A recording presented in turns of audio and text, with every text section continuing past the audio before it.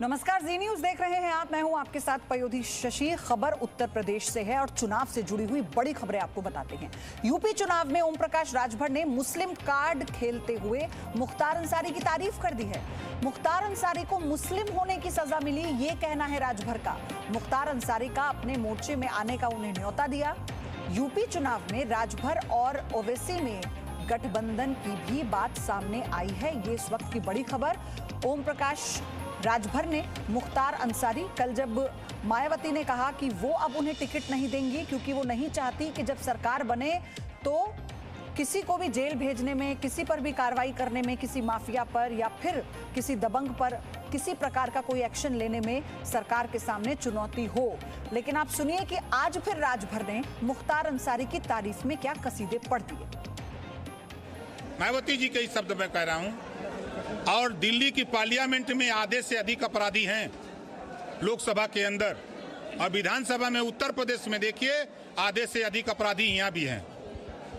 चूंकि वो मुसलमान है इस नाते उसके ऊपर उंगली तो सब उठा दे रहे हैं। पूर्वांचल में चाहे भाजपा का नेता हो, चाहे सपा का हो, चाहे बसपा का, चाहे कांग्रेस का, जिसको चुनाव जीतना होता है वो जाके मुख्तार अंसारी के यहाँ माथा टेकता है, तब जाके वो चुनाव जीतता है।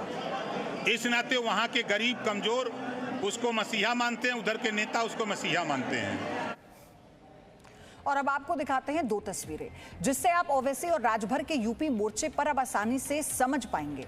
एक तरफ तो राजभर मुख्तार अंसारी की तारीफ कर रहे हैं, ओवैसी ने मोर्चे में आने का न्योता दे दिया है। वहीं दूसरी ओर ओवैसी ने ही अपनी पार्टी में बाहुबली अतीक अहमद को शामिल कर लिया है। अब राजभर और ओवैसी दोनों लगातार अंसारी और अतीक अहमद को निर्दोष बता रहे हैं, कह रहे हैं कि मुस्लिम होने की वजह से उन्हें यह सजा मिल रही है। तो मतलब साफ है, मुस्लिम और बाहुबली कार्ड के जरिए ओवैसी गठबंधन अपनी चुनावी नैया पार लगाना चाहते हैं।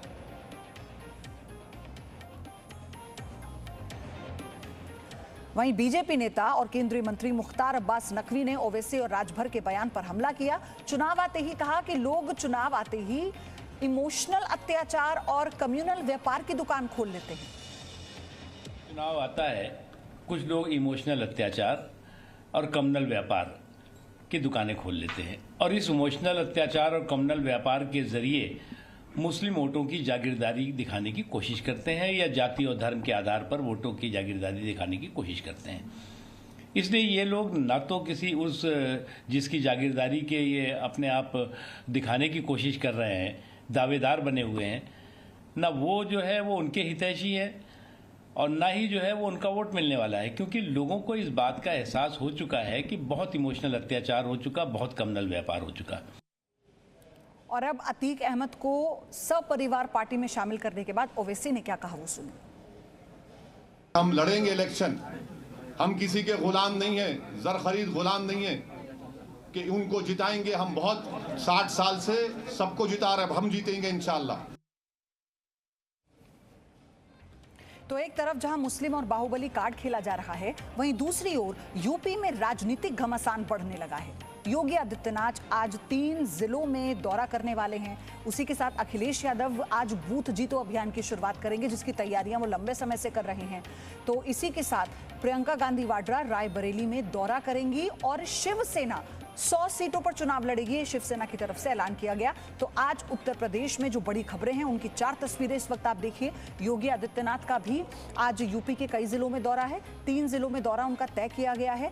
आज अखिलेश यादव बूथ जीतो अभियान की शुरुआत करने वाले हैं, एक तस्वीर वो आप देख रहे हैं। प्रियंका गांधी वाड्रा रायबरेली में डटी हुई हैं, आज वहां उनका दौरा है। और इसी के साथ शिवसेना ने यह कहा है कि यूपी में 100 सीटों पर तो वो भी चुनाव लड़ेगी, यानी चुनावी रण में उतरेगी।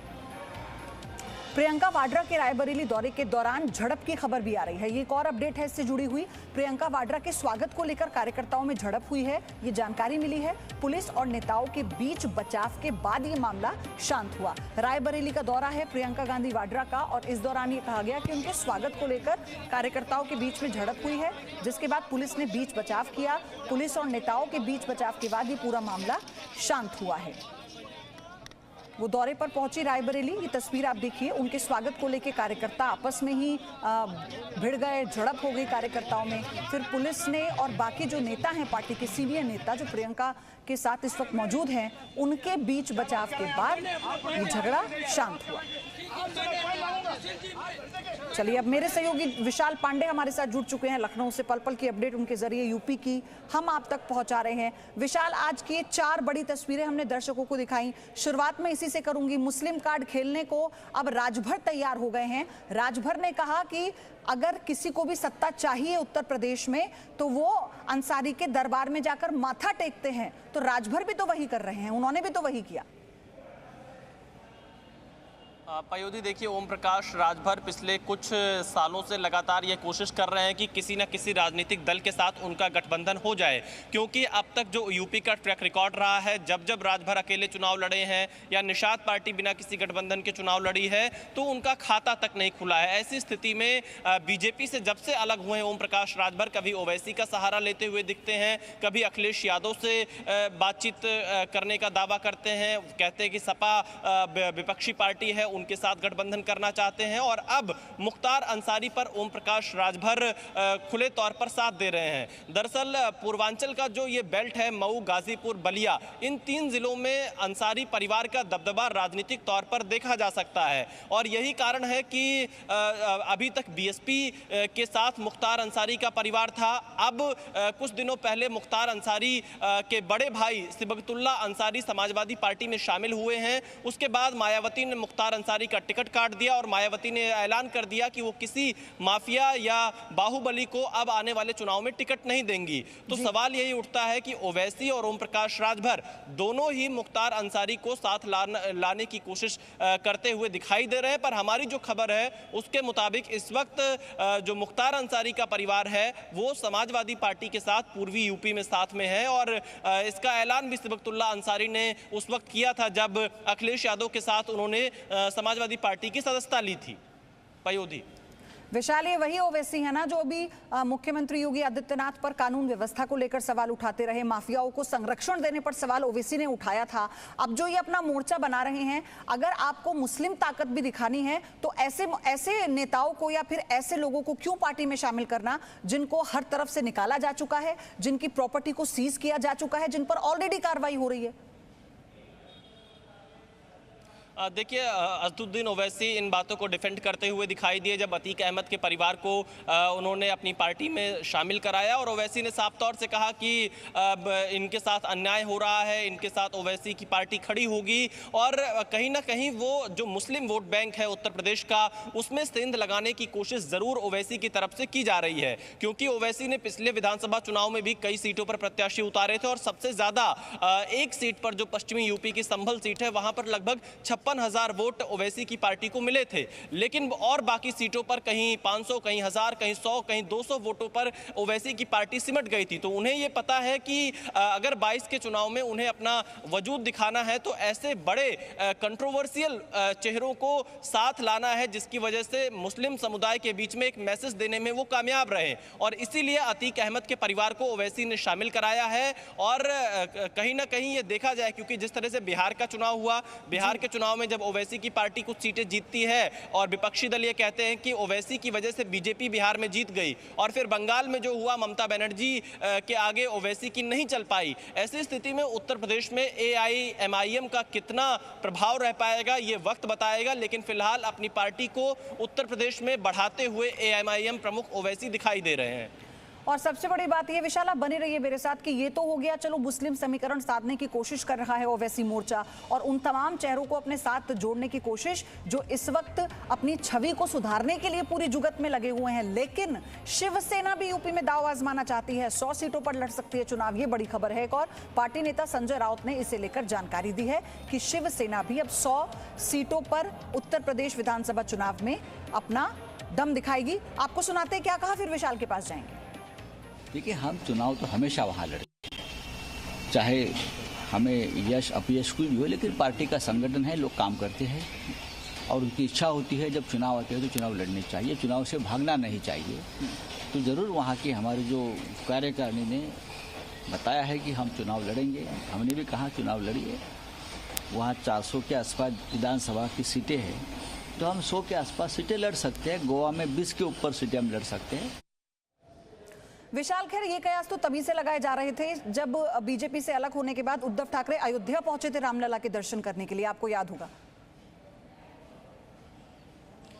देखिए पयोधी, बिल्कुल शिवसेना इस वक्त बीजेपी से पूरी तरह से अलग है और उत्तर प्रदेश में शिवसेना इससे पहले भी विधानसभा के चुनाव लड़ती रही है और इस बार भी संजय राउत कह रहे हैं कि 100 विधानसभा सीटों पर शिवसेना चुनाव लड़ेगी। दरअसल सभी राजनीतिक दल अपने अपने संगठन के विस्तार के लिए और चुनावों में अपनी छाप छोड़ने के लिए या ये दिखाने के लिए कि वो मैदान में हैं, उनकी पार्टी का संगठन भी हर प्रदेश में है, इसलिए चुनाव लड़ने आते हैं। हालांकि बहुत ज़्यादा असर कोई शिवसेना का उत्तर प्रदेश में नहीं दिखाई देगा क्योंकि उनका संगठन भी यहाँ बिल्कुल भी मजबूत स्थिति में नहीं है, बहुत खराब हालत में पड़ा हुआ है। तो ये जो राजनीतिक दल है ये उत्तर प्रदेश में अपनी एक तरह से ये दिखाने के लिए चुनाव लड़ते हुए दिखाई देंगे कि उनकी पार्टी का संगठन भी प्रदेश में है। पयोधी, विशाल, एक तरफ तो ओवैसी और राजभर की तस्वीर हम दिखा रहे हैं। राजभर को हालांकि बीजेपी ने मनाने की भी कोशिश की, लेकिन अब वो अलग दिशा पकड़ चुके हैं। अब वहां से बीजेपी ने अपना सारी जो कोशिश थी वो डाइवर्ट कर ली है। अभी आप क्या देख पा रहे हैं जो